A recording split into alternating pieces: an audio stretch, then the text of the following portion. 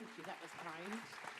I got to get a hug before you sit down. We're allowed to touch around here. That's perfectly acceptable. Look at Here, everybody. I know you've traveled a long way, and you've actually met some very strange people dressed strange ways on airplanes and stuff like that. So, Absolutely, yes. yeah. Breaking in from JFK to LA, there were some pretty unusually dressed individuals on that plane. I can tell you for nothing. Full kind of nuclear, biological, chemical warfare suits, full boots up to their knees, goggles on their eyes. This was my neighbor on the plane, and he was sweating so much that little tiny pools of sweat had gathered in each of the, you know, like when you're swimming, you get water, but this was actually his sweat. And they kind of splooshed around. Yeah, but they're safe, though. But so much safer than I was. And just as an inappropriate detail, we may as well kick off inappropriate right at the start, hey?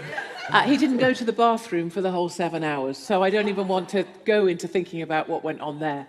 So that was a standard American flight from JFK to LA, just a regular day in paradise. Yeah. Well, it was quite the journey for you to get here. We certainly appreciate you making your way here to America. I feel blessed to have you on the show tonight. And this is not our first rodeo together. We've done some other stuff together, and I just count it a blessing to know you and to be able to do work with you. And tonight, what we're going to talk about is this battle between what you call dark and light, good and evil. And certainly, as we get into that, I just want to share the Word of God real quick.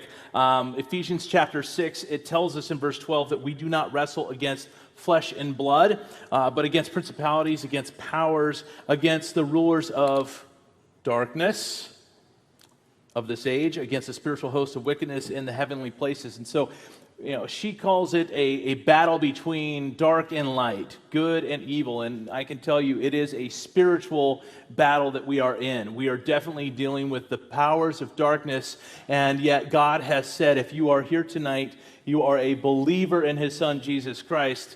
God says that you are the light of the world.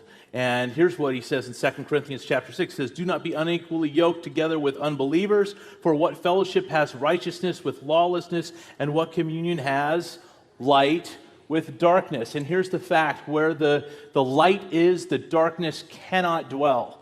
And what we're seeing right now in our state, what we're seeing in our nation, and what we're going to talk about tonight, we're seeing worldwide, we are seeing the darkness prevailing in many ways, and the reason that I would submit to you that that's happening is because we have not been the light that God has called us to be. The Bible actually says you don't take a light and stick it under a basket. And I would just fast forward that to our modern day language. You don't take a light and just stick it in your living room and just sit on the couch with it. You take it out and you let it shine into the community. You give light into this world. The Bible says that we don't just talk about these wicked things. We're not even supposed to be talking about the wicked things. Rather, we are supposed to be exposing them, and that was what light does. It exposes the wickedness that is in the darkness. So let's just talk about where you're coming from. You don't talk the way we talk. So you took quite the journey. You want to tell us about this journey? Because you're not even supposed to be here. I'm not I don't know if supposed to be everybody here. knows that. No, I'm very naughty being here. Yay, hooray for naughtiness. Hooray. Am I allowed to say that in a church? I love you guys, by the way. So when you do scripture, these ladies here know the words before you said them. Yes. That means you're That's very what good happens when a students pastor actually indeed. teaches the Word of God. Yes. I'm giving you both gold stars. Yes, absolutely. Very good. Yes, so I've been rather naughty and I'm not allowed to be here. As much as I love Donald J. Trump and will always love him, and in fact he obviously should have married me, and it's inexplicable that he ended up with Melania with her absolutely perfect cheekbones, figure and everything else. I just don't understand it at all. In fact, the last time I saw Donald Trump Jr., I asked him to marry me as a sort of stand-in for his father. And also because he's with Kimberly Guilfoyle, and after all, who's going to be married to Kimberly Guilfoyle? But anyway, the point I think we were trying to get to, weren't we? A point. That's what you'd like me to do. Could be a long night, ladies and gentlemen. You might want to change into your pajamas and put your slippers on. Curl up, because this could go on for a while. So I'm not supposed to be here. And Donald Trump, love him. He banned British people, which is very terrible because our lovely security here, Peter, is also British. So therefore, that's both All of right, us. Peter. I know. Obviously, I say Peter, and you all say Peter. Did you get christened with a D in your name? So he banned me from being here. And I'm not brilliant at being told no, as my father will attest to. And I have a middle child who's very like me. And my father says that she's punishment for me being me. Yeah. So I'm not great at being told no. I don't think we now live in an age where we can any longer wait and ask for permission to do things. I think we have to take permission.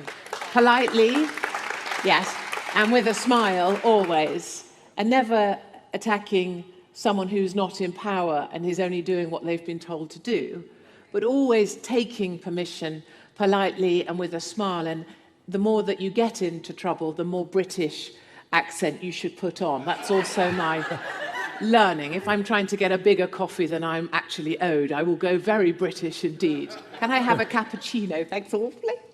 And anyway, so I went the long way. So instead of going A to B, are you hoping this might end sometime? This No, answer? I'm good. I just love listening to you talk. Pastor so. Tim's aged like 8 years already. He's like, oh God, she goes. I like hearing what you have to say because you don't prefer like being it when told no. Do you prefer it when I have a mask on? It actually shuts Oh me my up. goodness. I just like being around people who don't like being told no. We're told no, you can't have church, and yet we're still doing it. Yes. Yeah. And earlier on, I got that from Pastor Tim. I got him to rant directly into my camera at all the other pastors in America. And tomorrow, that goes out on the internet. And Pastor Tim is calling them all out, which I just love. So back to story, and I'm going to make it much shorter.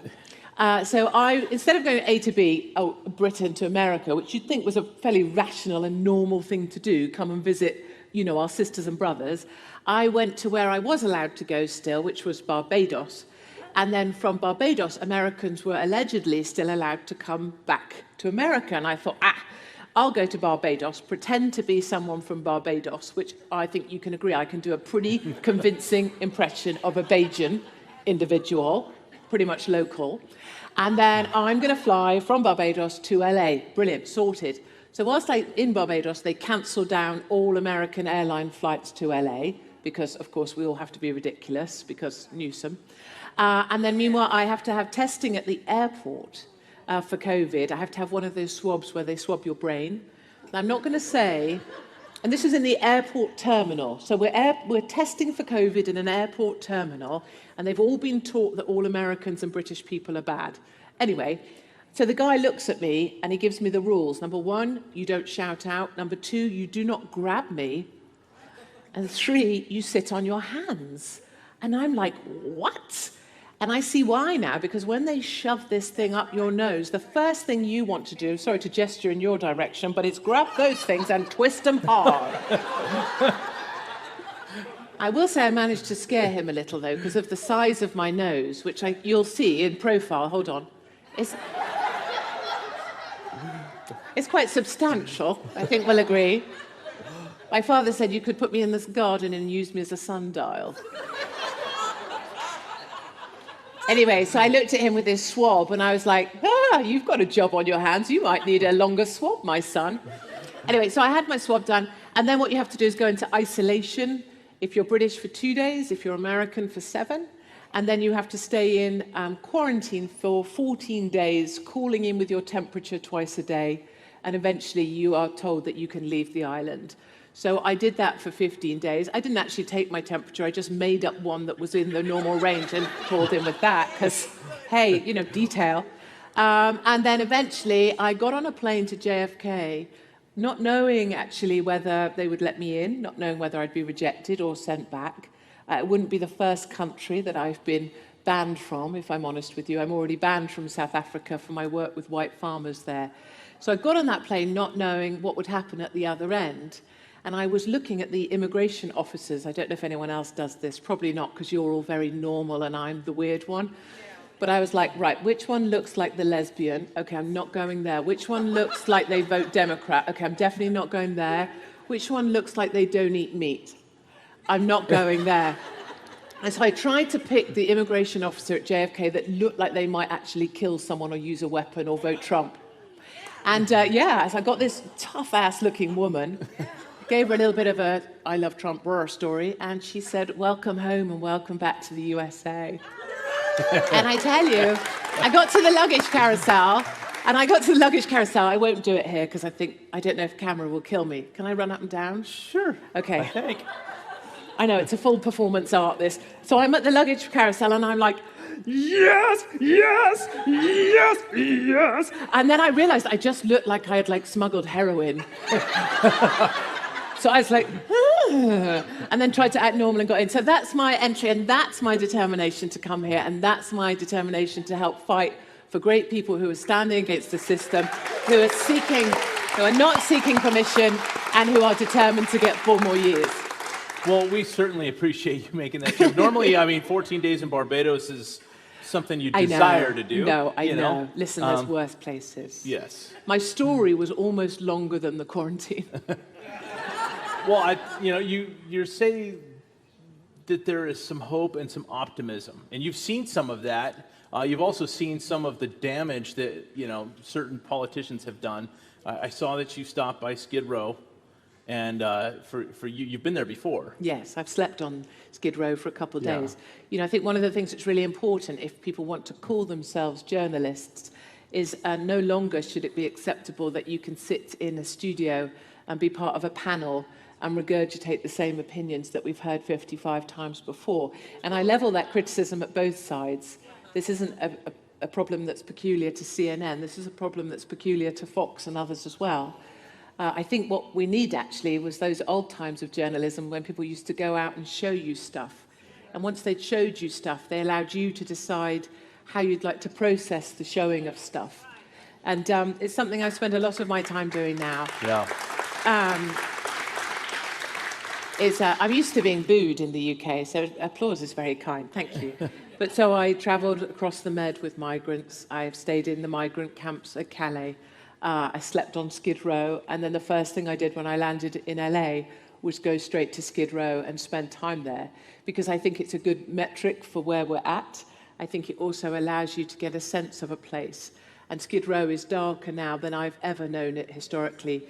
And because the whole of the downtown area is now deserted and abandoned. I was the only one at, is it Pershing Square? Square? Mm-hmm. Sorry. So I was the only person in that square, the only person.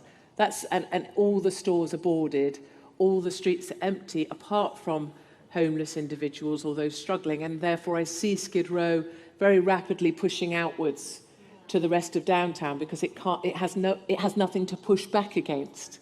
And so, yes, my main mission is to go to places, show people the truths of the place that I see, and allow people to make their own decisions. And I think it's actually one of the most effective tools that we have against Democrats in this battle, or in our battle for simply telling the truth. Right. And that's what I intend to do when I'm here. Yeah. Well, telling the truth isn't always as glamorous as people think it is, because you hear what happens when you tell the truth. You're the problem. I talked about this on church this past Sunday, how as we endeavor to be what God has called us to be, no matter how good you are at that, people will see you living out your Christianity and they're still going to say you're the problem. They're still going to call you the racist, the misogynist, the bigot, the xenophobe. All these key words that the radical left likes to use, and that's who you're going to be. And I love where you come from. You come from this position of I am a straight, white, Christian woman. And I love that. It's longer than that. It's long. Go ahead. Tell us who you are. I'm a straight, white, Christian, conservative, married, surprising, mother of 3 children under the age of 16. And I'm proud of all those things. And those are the things that make me who I am. And there was a time where I had very short hair because I had some surgery and whatever. And so that's why I used to have to explain it, because obviously in America, very often, if you have short hair, you're also a lesbian. And that's a great thing to be. If you want to be that, that's perfect. I'm no judging. I just had to make that point clear. because after the American football team, it got a bit confusing.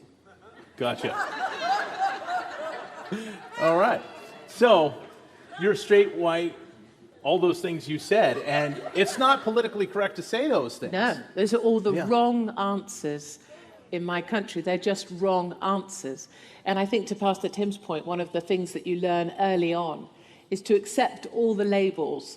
So you're sexist, okay, you're racist, okay, you're fascist, misogynist, homophobic, Islamophobic. And you just put them all on you like a badge.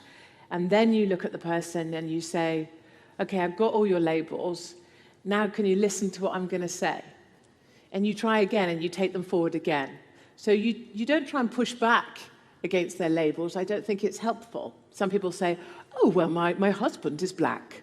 But, and? Like, it doesn't, what's that? Is that some sort of excuse? Get out of jail free pass?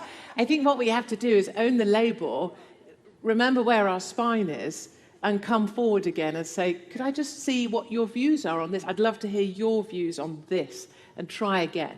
And I think that's part of this. We always know that our fight will be uphill.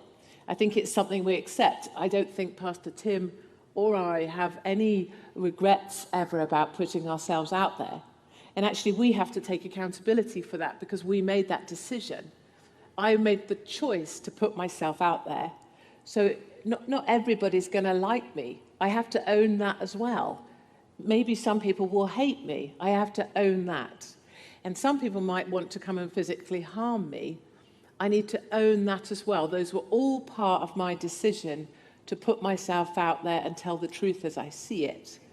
But I think what we can do always is know that because we fight uphill, that's why we are strong. And it makes us stronger than the rest. And certainly my battle in the UK is a lot of that. It's fighting uphill, taking the incoming fire, but acknowledging I will not be beaten, I will not be stopped. Amen. And I say to those who silence me, you know, that you are Frankenstein, I am your monster. You made me, and I'm not going away. I like to think of myself as whack-a-mole. You know whack-a-mole? So every time they whack-a-mole me, I pop up somewhere else. I'm that bloody annoying. And so now to have just popped up in California, I had a comment today saying, A, why is she breaking the law and she's in America? Let's report her to the feds. And B, I'm going to come and XYZ to her, you know, assault. And it's like that's what annoys them the most is when you refuse to go down. Or every time they take you down, you get straight back up. And that's what I think we're about, right? Yeah, absolutely. Yeah. You know, on Sunday, for those of you who don't attend church here, or for the people that are tuned in online, I talked about this on Sunday, how Jesus said, they hated me, so they're going to hate you.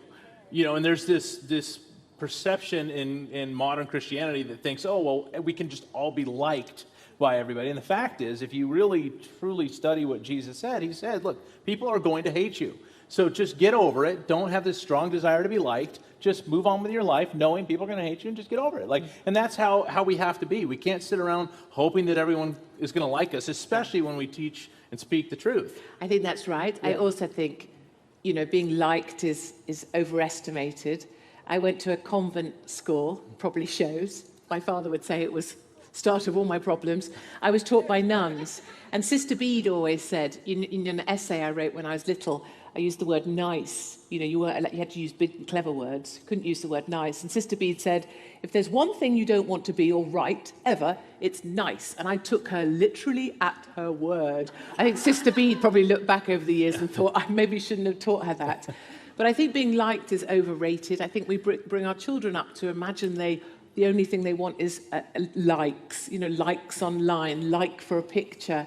And that's terribly damaging to young people. I've even had people turn up to talks maybe like this. And I love it when people who can't stand me come to something like this. That's joyous to me. Because they'll come up afterwards and say, I came here because I hated you, and now I hate you because I don't hate you anymore. How many of you hate Katie tonight? I'm just curious. How many of you came because you hate her? Oh, I wish. No, but I no wish. Hands. No hands. Everybody loves you. Because I wish we could sometimes bring in I wish we could go speak at the DNC. I would love that. No, but truly, not only would we be the most interesting thing they'd ever heard of, But B, we would have a chance to show who we are. Right. And who we are is just like them, but just a lot better.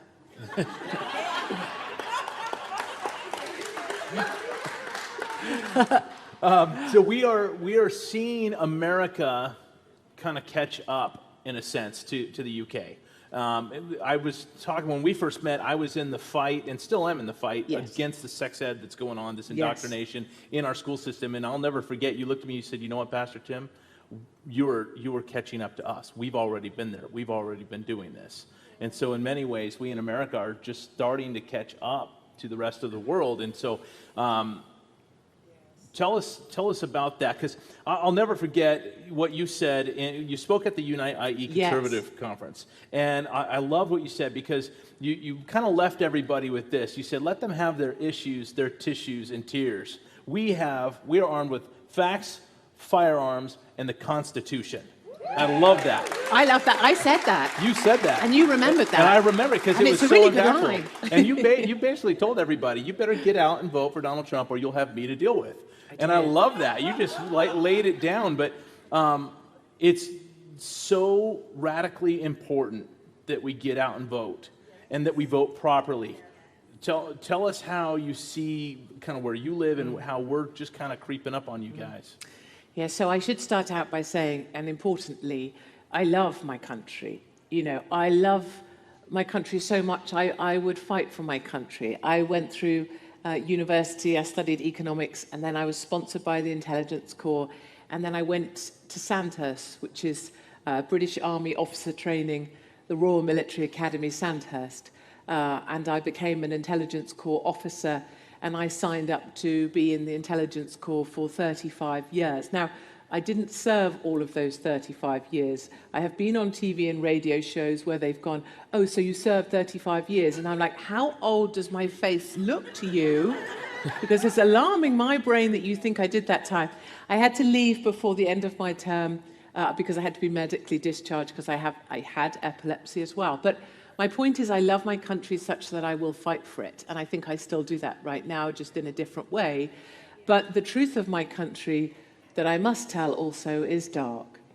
By 2030, so with 10 years' time, births to Muslims outnumber births to any and all others. That isn't problematic in itself. It's just that the new reading of diversity means no white people. And that, to me, is not the definition of diversity that any of us would perhaps hope for.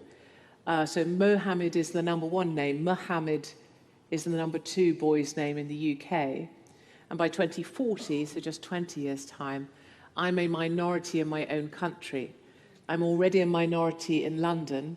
I'm a minority in Bradford, Birmingham, Luton, Leicester.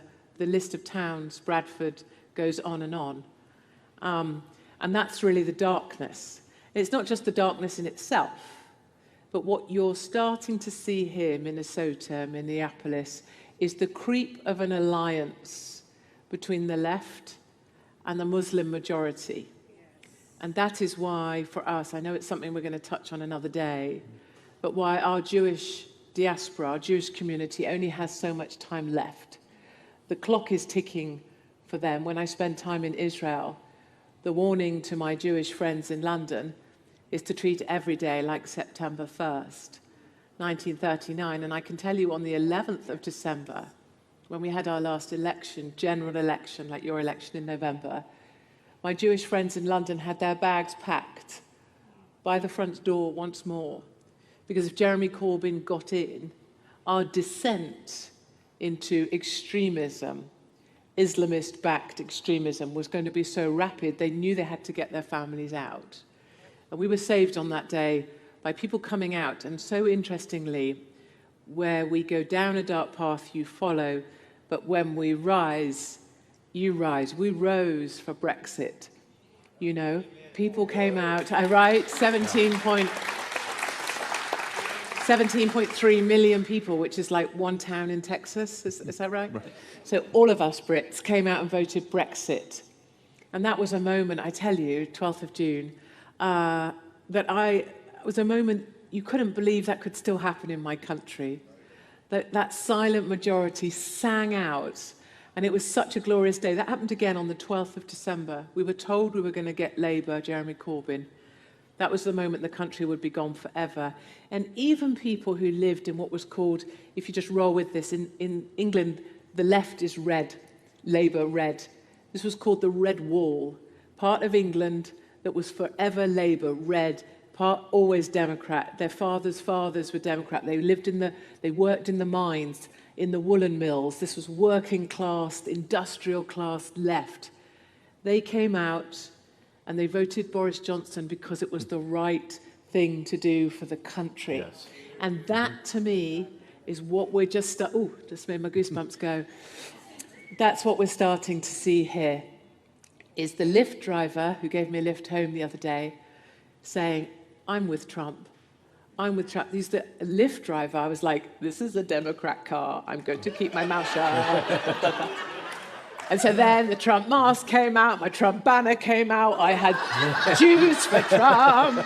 And that back seat of that car was a whole new party in itself. I can tell you, I was like, woo, yeah.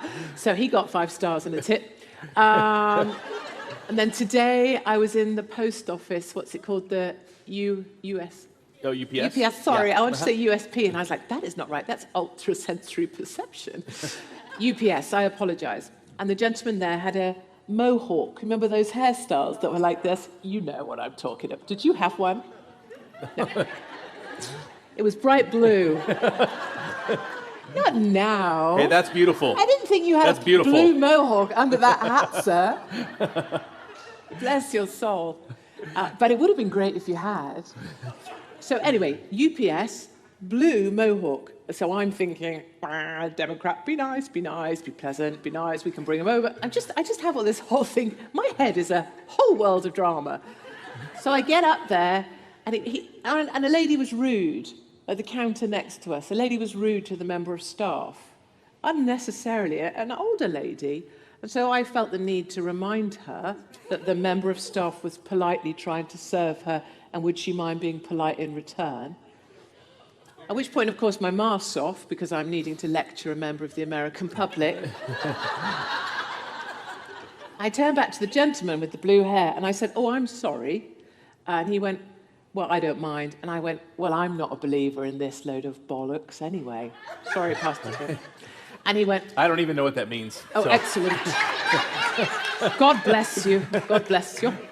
And he went, I'm not a believer either. In fact, Trump all the way. In the UPS! Blue hair! Right! So they are there. They're the blue-haired guy in the UPS who's just over the road. Actually, if you want to go and say hi, he's just over the freeway. I walked there. Nobody here walks, right? Everybody thinks I'm either drunk or homeless. Very upsetting. Blue-haired guy, Trump supporter. So what I'm saying is, what I believe is going to happen is the silenced are going to rise up. Right. And they are going to vote not with politics, not with colour of your hat. They're going to vote for what's right for their family. And that's Right. why there's so much joy. Right. So much joy. Right. But not for the rude lady Not for at the rude lady. UPS. She didn't have such a great day. So there's a thing called assimilation. When people come into your country, you know, especially when you look at America, we have the Constitution. And certainly, Islam is not compatible with our Constitution. It doesn't work. I mean, it really doesn't when you look at that. So tell us about, because you were talking about darkness versus the light. Tell us about what you have seen in your country with Islam coming in and their failure to assimilate. Because it's done a lot of damage. It really has, and I'll just do 2 brief comparisons. One is our Muslim, the Muslim community who've come to join us, and then our Indian community who've been with us for a long time, if I may. Our Muslim community have no interest nor care for Western culture. In fact, they loathe it. Teachings in mosques that are going on every day teach that our young white girls, they use a lollipop to teach this lesson.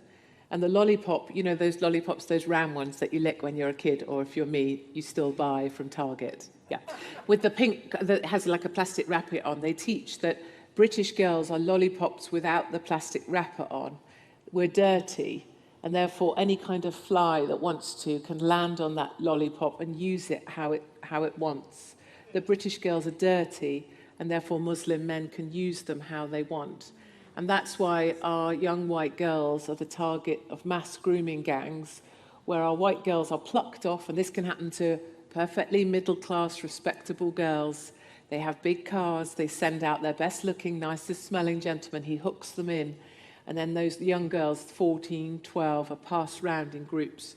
They're smart, sophisticated, coordinated, networked groups of men abusing and assaulting young white girls. Now, of course, that isn't representative of all our Muslim population, but we have two police forces in the UK. We have a Muslim police force called the Muslim Police Force, and we have police for white Christians, British people, whatever term, it matters not. We have a Muslim, Sadiq Khan has set up Muslim Housing Association. We have Muslim courts, so we have Sharia courts in operation situated next to the mosque. We have incidents where, a recent one, just to quote one last thing perhaps, a lady was found in the street, a Muslim young lady, all on fire. She was all ablaze.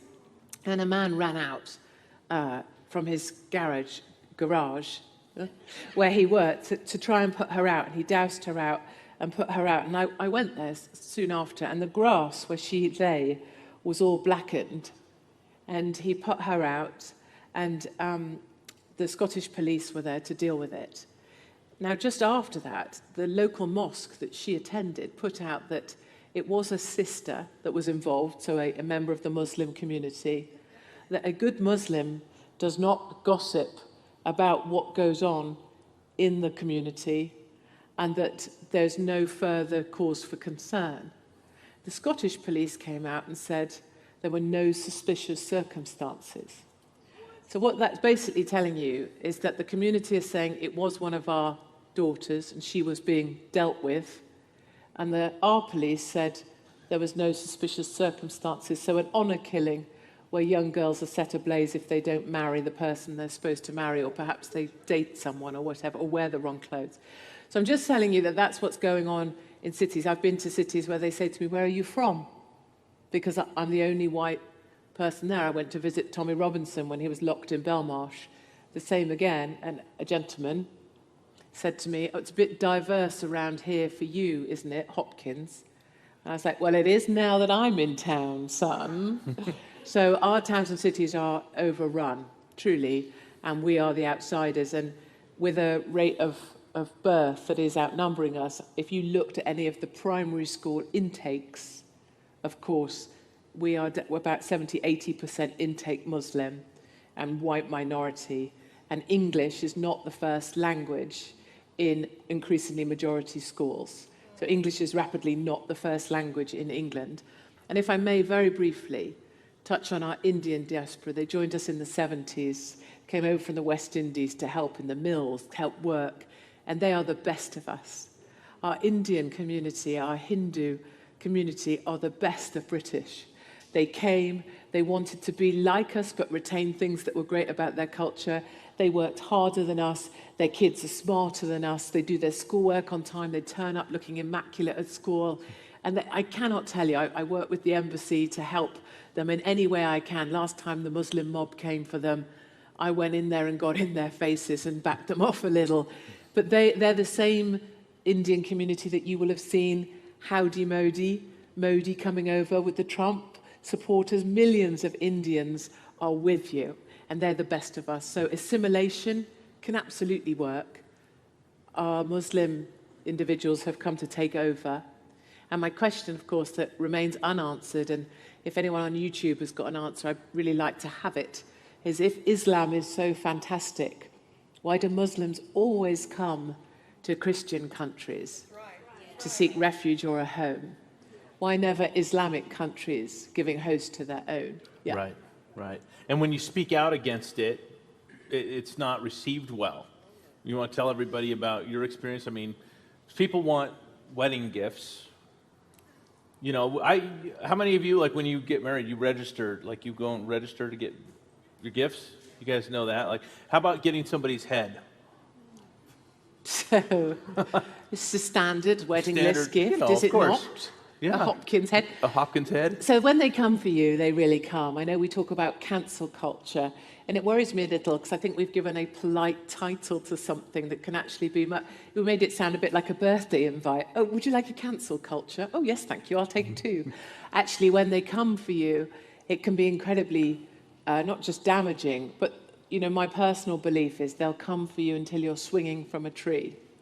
And they'll keep coming until they achieve that. And plenty of others, like me or in different guises, have ended up doing just that, ending their own life in order to end the mob. So they came for first my jobs. I was a columnist for Mail Online, Daily Mail, Piers Morgan, and a radio host at LBC. I wouldn't mind being fired if I was rubbish, but those were the best read or best listened to radio shows. Then they came for my home. So there was litigation against me. A new law was created to say that if I offended you on Twitter, I could have caused you serious harm, and you can now take me to court because you perceived that I seriously harmed you by saying that I didn't like your T-shirt was blue. And so those court cases lined up like buses, and so I had to sell the family home in order to clear myself of owning anything financial to stop the court cases against me. So they took the home. Then they came for my kids. My kids are 16, 15, and 11 right now. And they ring social services and say that I'm a bad mum or I'm abusing my children. And if I was trying to adopt in the UK, I can't adopt because I'm too conservative. So the threat against my children is more real than perhaps it would seem. And every time social services have to come to my home and check on my children, which I respect, of course, politely, but of course they could be doing something else when you think of the young girls in towns and cities being groomed by the gang. So then they came for my head. A couple of jihadis set out to chop off my head. One of them was called I think. I'm not sure. I didn't quite catch his name. And his fiancée, she's a real delight, and she's called I think. Again, I could have... My Arabic is... so my home was rigged up, and Secret Service came to my home and set some alarms in. But anyway, those two jihadis, we won't go over their names again because I won't be able to do it the second time. They're now in prison, actually, so they were taken down, yes. 1-0 to me. I still have my head. And then finally, just to top it all off, the British government weren't quite done with me yet, and so they commissioned a play called The Assassination of Katie Hopkins, and billboards for that play went up around the country. And of course it was all a jolly jape, and you've seen it before with Trump and other things that were done with, comedians. It's all very funny. But that was a play that went up. So yeah, when they come for you, they really come, and they take. Last time Trump retweeted me, they took my Twitter, then they took my bank account. So they really come. Right. But the great thing about whacking a mole is that the mole springs back up.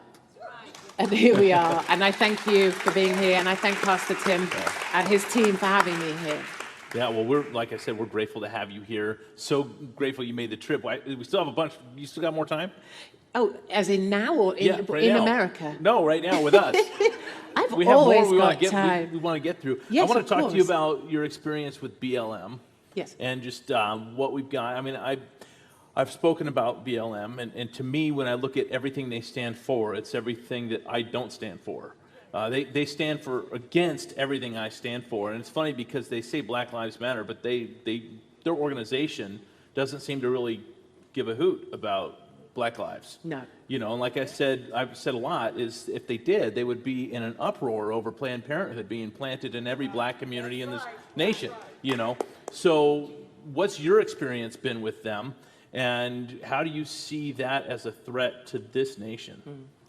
I think a couple of things. One, in order to understand things, I spend time at things. So I went to the biggest Black Lives Matter protest in the UK after the killing of George Floyd, and I dressed as a Black Lives Matter protester, and not in an inappropriate way. I just dressed as a vegan that no one likes. And I wore my Meghan Markle wig. And a crazy hat, and I pretended to be a white person on the side, an ally, as they like to call themselves. I had a sign that said, "I do not understand, but I stand."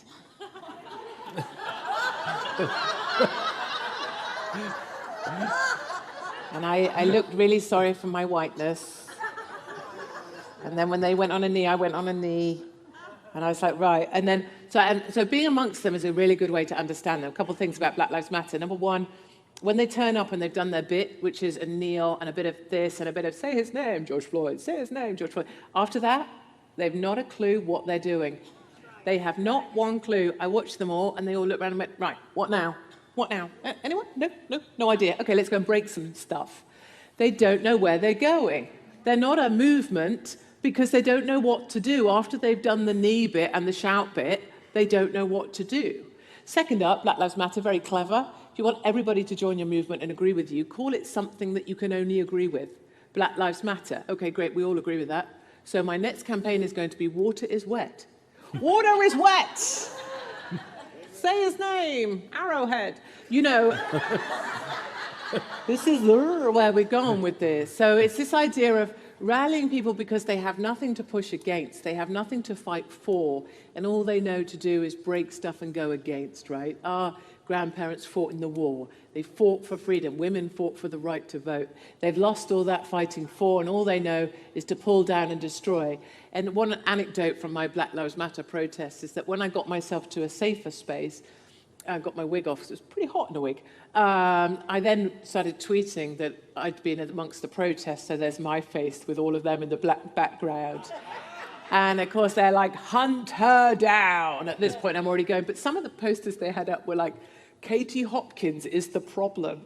And I wanted to like tap on their shoulder and go, ooh, here I am. So yeah, when you get amongst them, they're not that impressive at all. The group, the numbers are impressive when they're like, oh, look at all those people. But when you get there and you recognize they don't even know where they're going after they've stood up from kneeling, that's why that movement can't go anywhere. But yeah. Right.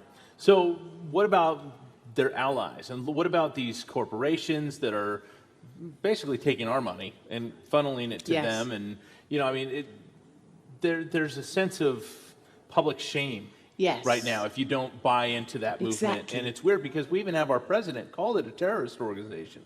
So, and I agree. I mean, they're causing terror on our land. But what about all this public shaming? Isn't it so interesting? So I'm from here. At some point, I'm going to head to Minnesota and Minneapolis because I think Ilhan Omar I could do with a chat with Ilhan. I don't see it going so well for her. And in Minnesota, Minneapolis, they'll put on their lawns, you know, those lawn signs. They put Black Lives Matter signs on their lawns, not because they support the movement, because they want to try and protect their house from the mob when the mob goes by. I don't know how many of you saw the clip of, I think it was Washington, D.C., where the mob were attacking the diners, telling them they had to raise their fist. And I don't know if you saw, as the camera panned, there was the couple who tried to stand their ground, even though they were being intimidated. It was not nice. The gentleman with the moustache who raised his fist, a white gentleman with a moustache raised his fist.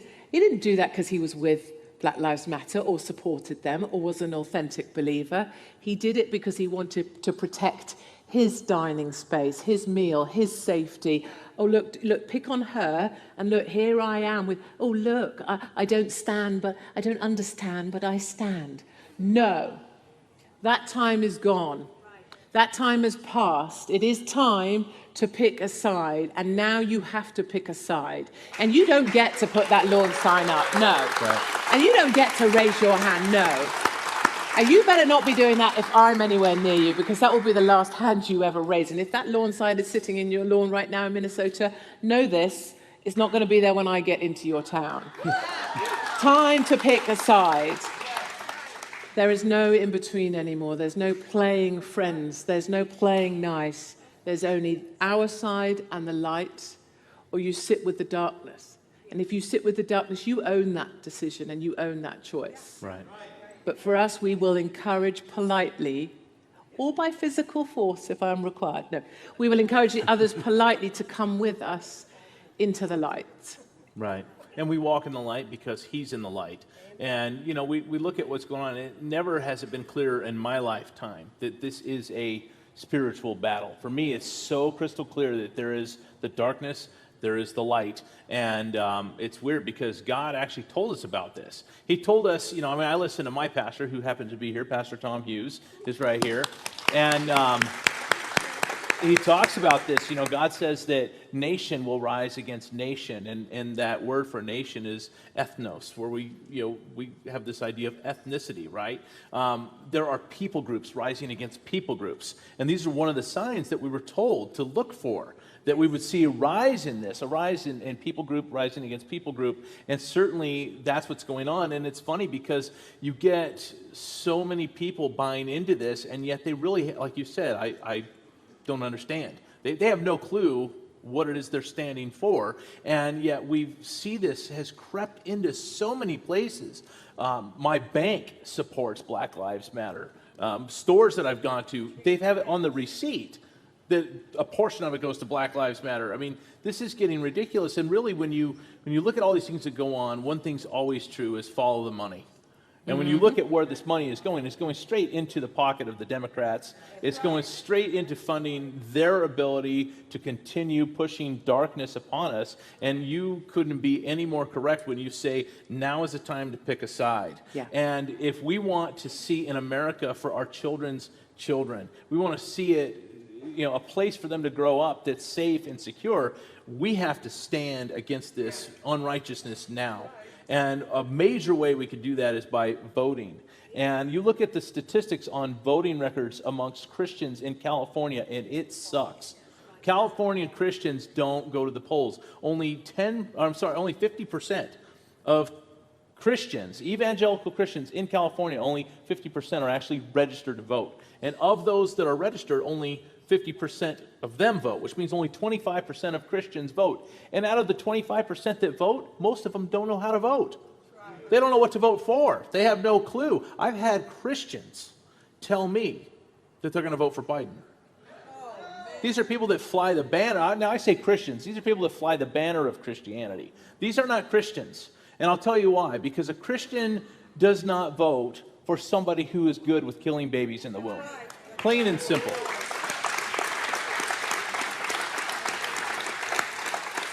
A Christian does not vote for somebody who's good with churches being closed down.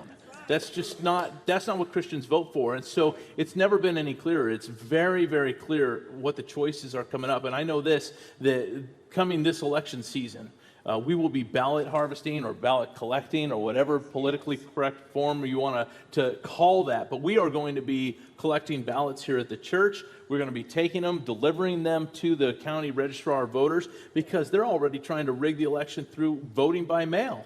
And here's the fact: when you vote by mail, you're not even assured that your vote's even going to count. So we're going to collect ballots here. We're going to deliver them. Not only that, but I'm going to tell people how to vote.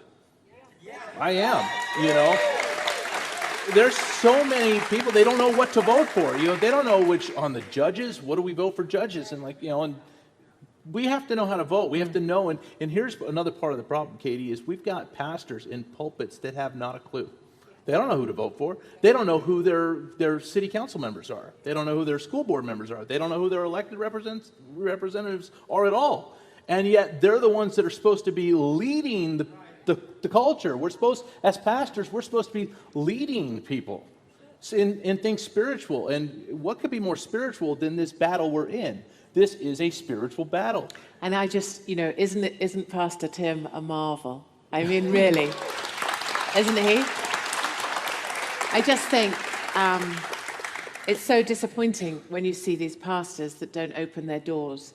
And I was just up in Pastor Tim's office, just preparing, and I was like, what is that? What is it? What is that? When you feel something or something's bothering you or something and you can't. And then I realized what it was. And it was the noise of you guys talking and laughing and the children playing and the noise of tables or chairs or bottles or people having fun and just the general, the hubbub. What do you call it? Hubbub. Hubbub. Yeah. That's what we call it in the UK. We don't. I just made that up. But the general hubbub of life. That's what you brought tonight. And I didn't even know that I missed it because I didn't know it had been taken from me, because some freedoms you don't even notice they're gone until they're so far gone you never see them again. I went, that's what it is. You have brought life back. And that's what Pastor Tim has done. That's what these guys at the back have done. That's what these guys do. What you all do by being here, you bring life back. Yeah. And that's what we're about. We're about asking people to follow the light in a brilliant way, in a positive way, in a chattering hubbub of noise and children laughing way. And the great thing about the events that I've been doing, we just had one up in Alta Loma. They call it Rancho, I think. I'm not very good with the names. 250 people showed up in someone's yard where we're only allowed, 20? And you saw as they walked in the door into the garden, you saw their smiles. Right. They haven't been seeing smiles, and you saw their little shoulders go down, and they had the best time because we remembered what we'd forgotten we'd lost. And that's why Pastor Tim, to me, and all of you are so important. And I believe that all of you, by being here and doing what you do, are leading the way for others. Because if one more person comes, let's say on Sunday, you've led the way for that person to come. And that's how we win this thing. Right. That's how we win, by bringing people to the light. Right. Yeah, I can't tell you how many people have walked through the doors of this church building and literally just start pouring tears. Yes. There's an overwhelming sense of the Holy Spirit, of us being alive together and aware. And it's hard, it's difficult when we go through this because you get to the grocery stores and everybody, they're like this and all walking around, they're freaking out. They don't know who they can be around and stuff, and it's an awkward feeling. And it shouldn't be that way, but it is what it is, unless you're me walking through the grocery store. I walk up to people I don't know. I'm like, hey, how's it going? How are you? Good to see you. Hey. They're like that.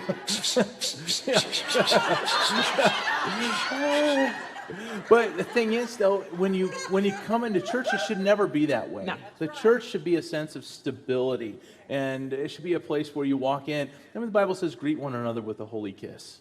And not necessarily that we would kiss one another, but there's a physical touch that is needed by humanity. And when we're told to separate ourselves out and not touch anybody, it's not, I mean, it's satanic. It really is. It's the darkness. And it's not how God wants us to live. And it's inhumane. I mean, you think about the worst punishment you can give somebody is solitary confinement.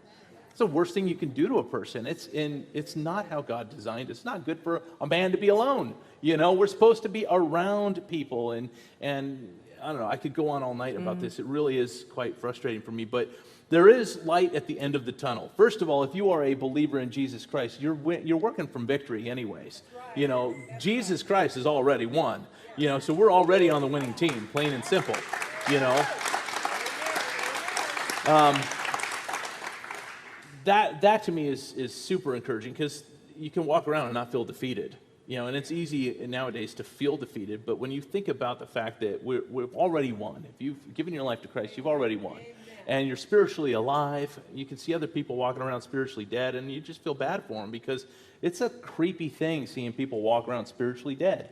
And we know the joy that comes from being alive spiritually. It's like, oh gosh, I just wish other people could have this. And so now is the time we need to be sharing that with people. But there is hope. There is light at the end of the tunnel. And I want to give you an opportunity, two things. Number one, I want to give you an opportunity to share just a source of encouragement, whatever encouragement you want to leave everybody with. But before that, I want to let everybody know, remind you all that on Sunday, September 13th, Katie's going to be here with us all 4 services. So, you know, you did a... So warn your friends. Yes. Boy, after that Sunday, I can't believe Pastor Tim had her at church. I'm telling you, it's going to be a whole lot of fun. I'm going to be teaching the Word of God that Sunday. I am going to be here with her. I'm going to teach the Word of God, but then I'm going to bring her up to talk about a documentary that she just recently, it's just recent, you did, about the rise of anti-Semitism. And you have a heart for the Jewish people. And God says in Genesis chapter 12, verse 3, that I will bless those that bless you, the Jewish people, and I will curse those that curse you. And the blessing that you have been to the Jewish community is just it's a blessing to me to watch. And it's so important for us as Christians to know that in California, and this is why it's important to know who we're voting for. In California, there's a bill it's called the Ethnic Training Bill here in California. It's going to require your high school students to go through ethnic training before they graduate high school. This ethnic training, on the surface, they make it sound so wonderful, but I'll tell you, it is anti-white, anti-Semitic, anti-male, anti-Christian, anti-nuclear family. I mean, it is just dirty, rotten, disgusting propaganda is what it is. And we have to understand this rise of anti-Semitism is biblical. God told us about it. And yet here you are being a blessing to the Jewish people and creating this documentary. So you're not going to want to miss that, September 13th, all 4 services. So if you don't normally come to church here and you'd like to join us, definitely come to first or fourth service. There's no room in second or third. So first, 7. Oh, I thought he was meaning like the first and fourth are really good. The first and fourth, they're all going to be really good. We're going to have Katie Hopkins out. But no, the thing is, it really is second and third is just packed. So come first or fourth. We'd love to have you. But tell us just a little bit about the documentary and then leave us with a bit of encouragement. Okay. If you would. I will. All right. So the documentary Homelands is my journey with Jewish communities from France, where Jewish families are being forced out of Paris, to communities in the UK where they're also being forced out and making Aliyah, or returning to Israel to start again, to build a new life. And just talking about the honest reality of those French families in particular who are being forced out, because it's something that nobody else will talk about, because obviously it's a problem that can't be happening because we're not allowed to know it is. And then on a positive front, 2 things. So one is, if you look around this room, this is one of the lovely things always, is who are the people, when you have to pick a side, whose side do you want to be on? Around these good people who will love you, who will care for you when you're maybe sad, or give you a hand up or a boost if you're a bit lonely or fed up, or will stand by you, or will come driving in their car if you got stuck somewhere? Or do you want to be with a bunch of people who are just, the bravest thing they've ever done is hold a placard? I mean, picking a side is easy because our side is the best side. Also, I like to add at this point, because we're always, fighting uphill, we have the best buttocks also. High and tight, darlings, high and tight. I'm glad we're all seated. And the second thing, more significantly than off the buttocks subject, sorry, Pastor Tim. I was thinking Sister Nuala, but my Sister Nuala would not have approved, or Sister Philomena for that matter, she was quite mean, is that, back at Sandhurst with the officer training, we were taught under the motto, serve to lead. And the idea was that you serve your troop of 30 men, and by serving them best, you earn the right and the respect to be able to lead them. And that was our motto. But the Israelis, of course, do it rather better. And the Israeli SAS, who I stalk and try and hang around with on the pretense that I'm telling a story. I'm not. I just want to hang around with the Israeli SAS, if we're honest. But their motto is follow me. And I think actually that is the motto for our times. And what I think is so beautiful about this church here is that all of you light the way for your neighbours and your friends, and you say, follow me. Pastor Tim, brilliantly, by standing up in the face of personal risk and just overflowing with joy and passion in all that he does. I've just watched people in the street greeting him because they know his name. He says, follow me.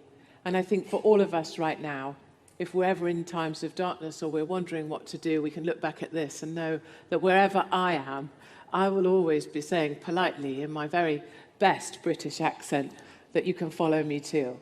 So God bless all of you. God bless the United States of America. Right. Yeah. Oh, no. Thank you. Thank you. Thank you. Please tell everyone to sit down. We love you, Katie. We're so thankful that you came out, and we look forward to having you out again next time you're out. And if you make your way back to California, we got to have you out. You all going to get a chance to meet her. She's going to be right out here to say hello, and you can take pictures. They can take pictures with you. Could do whatever they like. All right. But don't forget next, not whatever you like. He's such a fun spoiler. I'm a fun sucker. Here's the deal. So don't forget, next Wednesday night, Senator Brian Jones will be here. Many of you may have heard about him because he got sick with COVID and shut down the Republican Senate. For you, I don't know if you guys heard about that, but then the Democrats came in and they're trying to rush some votes real fast because the senators from the Republican side had to go and get tested and quarantined and all this stuff. So this is it's nonsense, but you're going to love hearing from Senator Brian Jones. He's actually formerly a pastor. So incredible man of God, loves the Lord, and doing great things in the Senate. So that's next Wednesday. And then, of course, Sunday the 13th, Katie Hopkins. So yes. Thank you, everybody, for being here tonight. Want to say thank you to everybody that tuned in online. Glad you were with us, and we will see you all next. We will make America great again.